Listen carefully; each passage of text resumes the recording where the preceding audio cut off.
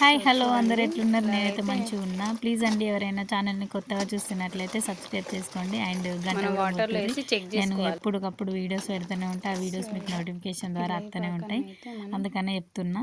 So ఇంతకీ video ఏంటి అని అంటే నువ్వుల లడ్డు అన్నమాట. అది ఎలా చేసుకోవాలి ఏంటి అని అనేది అయితే చాలా ఈజీ వేలో ఉంటుంది. చూడండి, పక్కన మా బాబు దగ్గుతుండు, అది కొంచెం ఇగ్నోర్ చేసుకోండి ఆ సౌండ్, ఓకేనా? ఫైనల్లీ నువ్వుల లడ్డూలైతే చాలా అంటే చాలా పర్ఫెక్ట్‌గా వస్తాయి. ఒకసారి అయితే ట్రై చేయండి, మీకే అర్థమవుతుంది. దగ్గరకు రాదురా. సారీ. సో ఓకేనండి, లేట్ చేయకుండా ఇంకా వీడియోలోకైతే వెళ్ళిపోదాం మనం. ప్రాసెస్ అయితే అస్సలే మిస్ కాకండి, అసలే వీడియోని ఎక్కడ స్కిప్ చేయకండి. అప్పుడే మీకు వీడియో చాలా క్లారిటీగా అర్థమవుతుంది. నోట్లో వేయగానే కరిగిపోతాయండి నువ్వుల లడ్డూలు. గట్టిగా బండ లెక్కనైతే అస్సలే కావు. మనం ఎన్ని రోజులు స్టోర్ చేసుకున్నా చాలా ఈజీగా తినగలుగుతాము, అంత బాగా వస్తాయి. ఒకసారి అయితే ఇలా ట్రై చేసి చూడండి. ట్రై చేశాక మీరే చెప్తారు ఎంత బాగా వచ్చాయని అనేది. బిగినర్స్ కూడా చాలా ఈజీగా చేస్తారు ఈ మెథడ్లో. ఒకవేళ మీరు చేసినట్లయితే చూడండి, ఎట్లా అనకం పడితే ఎట్లా వస్తుంది అని చెప్పేసి కూడా మీకు నేను చూపిస్తాను. ఇక్కడ 2 మెథడ్లు అయితే చెప్తాను. అండ్ ఇట్లా ఇంట్లో చిన్నపిల్లలు ఉన్న వారికి కూడా చాలా బాగా యూజ్ అవుతుంది ఈ మెథడ్ అనేది. ఇప్పుడు మనం బయట ఎక్కడైనా చాక్లెట్స్ అవి ఇవి అడిగితే, లేకపోతే స్నాక్స్ లెక్క పెడతాం కదా, ఇప్పుడు ఎట్లయినా స్కూళ్ళల్లో స్నాక్స్ కంపల్సరీ పెడుతున్నాం.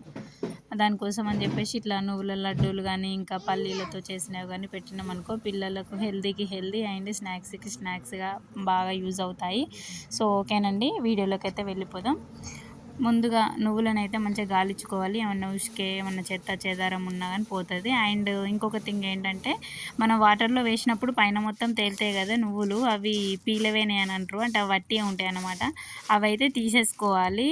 అట్లా అయితేనే మనకు బయట కొన్నట్టుగా చాలా బాగా ఉంటాయి. సో అలా తీసుకున్న తర్వాత వీటిని అయితే మంచిగా ఆరబెట్టుకోవాలి. అవి మంచిగా ఆరిన తర్వాత డ్రై రోస్ట్ అయితే చేసుకోవాలి. ఒక గిన్నె పేనం ఏదైనా సరే పెట్టుకోండి. నేనైతే ఒక ముకుడు పెట్టుకున్నా.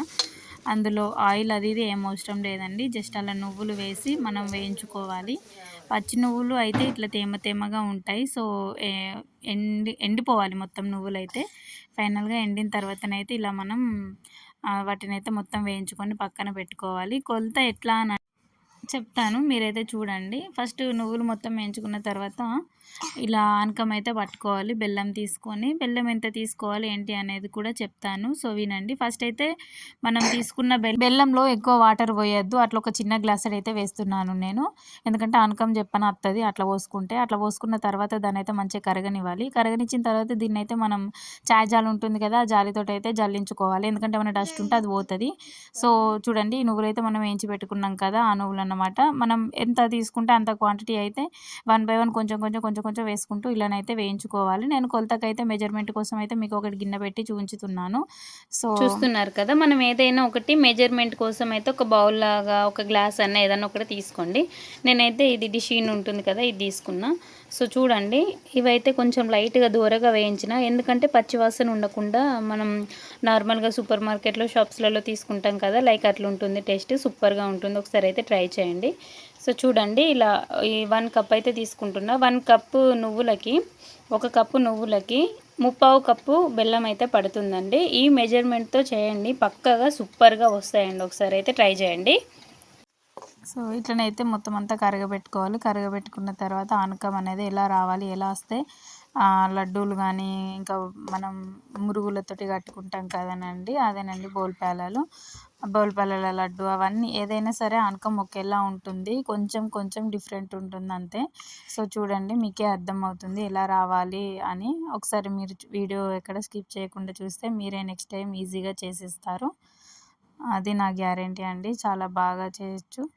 సో ముందుగానైతే ఆనకం వచ్చిందా రాలేదా మనం ఎలా చూసుకోవాలంటే, ఇలా ఒక గిన్నెలో వాటర్ తీసుకొని కొంచెం అంతా బెల్లం ఆనకాన్ని అయితే వేసుకోవాలి. చూడండి, ఇట్లా వస్తే ఇది రానట్టుగానే.